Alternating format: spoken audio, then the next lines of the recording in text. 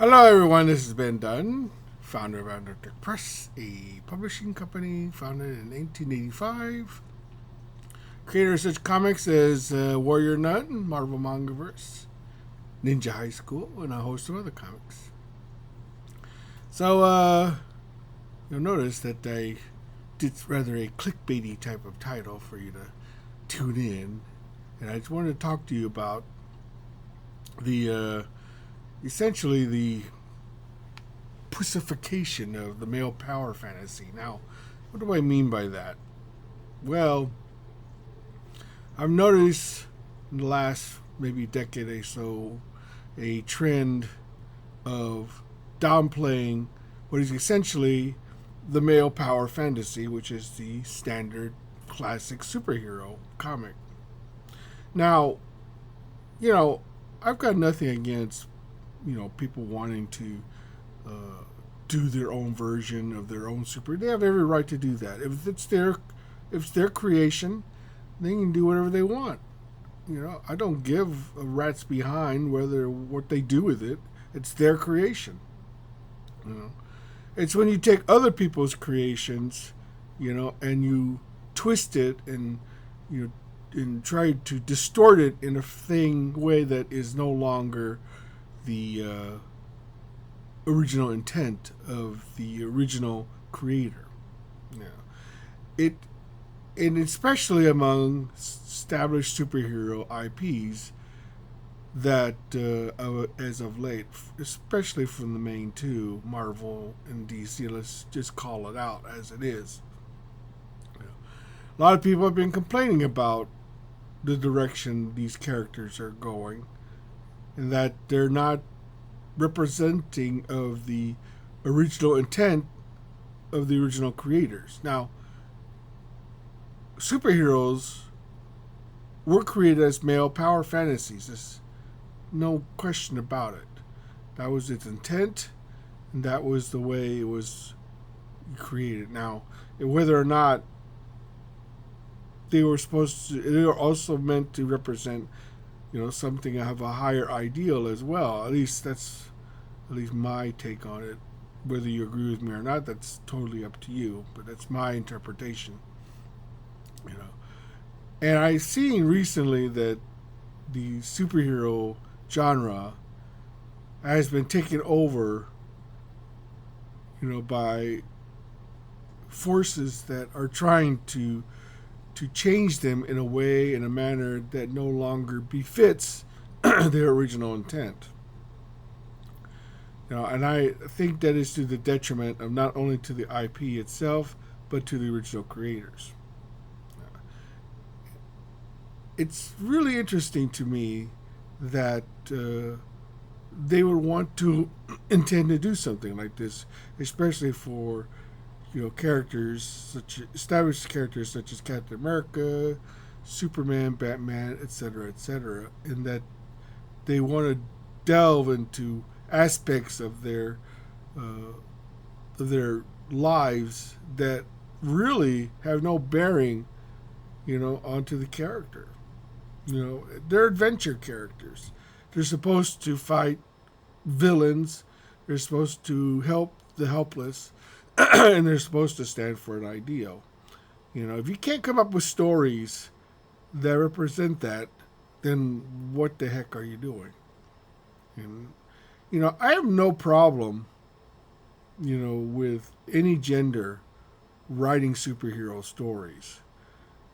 But let's face it, females and women are not really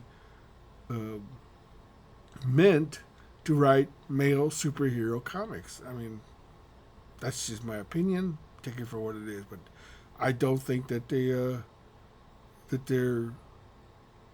of the same mindset, so to speak. I think certain male writers are also the same way. For some reason, they want to deconstruct it. They want to use it as avatars for their own political, and for their own proclivities, through their writing, taking characters that don't belong to them, and twisting them into something that they're not. They are caretakers of these IPs. And now it really surprises me that Marvel and DC allow this to happen. This shows to me the lackadaisical attitude they take in chasing some sort of phantom audience that will somehow support this new endeavor, this new direction of their characters. It's really surprising. It's people have equated it to eating at a restaurant expecting a hamburger, and getting a tossed salad. It's just one of those things that it was never intended to be. If anybody should be allowed to write, a character, if they're qualified to do it, they go through the same rigors that it would take anybody to. You're looking for the best. You're actually looking for those who can handle, taking on those characters and carrying the mantle, to the next generation of writers. And it seems like they're on the path to ruination. Now, I'm not saying that it's that it can't be saved. Things can change, but I think the equivalent of some of these writers, especially the female ones that have been hired just because, is almost the same as uh, those who have little sisters. I've never had one, so I have no experience with that. But I know plenty of people who had little sisters. The same as you get a you as the brother, as the male. You have a bunch of your friends over. You're playing here with your GI Joes or whatever, and your little sister wants to be included in the play. And you don't want her to be there because it's going to disrupt whatever play imagination that you're going through with your friends and with yourself. But she insists on being there, and your parents make you play with your little sister, and it does tend to disrupt the normal flow of ideas that you yourself want to employ. Now, can it be changed? Yes, of course it can be changed. When and they have to have a reason to change it, though. If the people who own these IPs are not willing to make the changes, then there's not much we really can do about it, to be honest. We can grouse, we can complain, like I'm doing right now, because I honestly love these characters, and I'm disappointed and disheartened that they're taking the direction in a way that they're no longer recognizable. Sure, people can see them as iconic characters, but no one's reading their adventures anymore. They're simply products now. Products to be sold, products to be exploited, products to be shoved out there.